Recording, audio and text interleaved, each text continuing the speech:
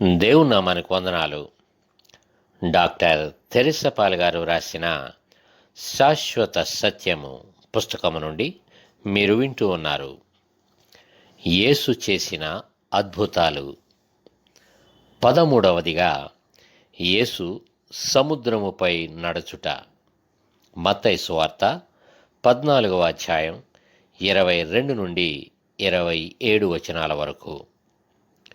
ఆ జనసమూహములను తాను పంపివేయునంతలో తన శిష్యులు దోణి ఎక్కి తనకంటే ముందుగా అద్దరికి వెళ్ళవలెనని ఆయన వారిని బలవంతము చేసెను.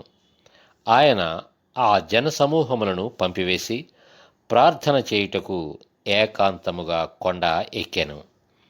సాయంకాలమైనప్పుడు ఆయన ఒంటరిగా ఉండెను. దోణె సముద్రము మధ్యన ఉండెను.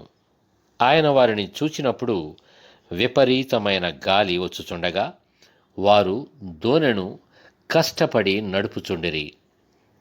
రాత్రి 4వ జామున ఆయన సముద్రము మీద నడుచుచు వారి యొద్దకు వచ్చెను.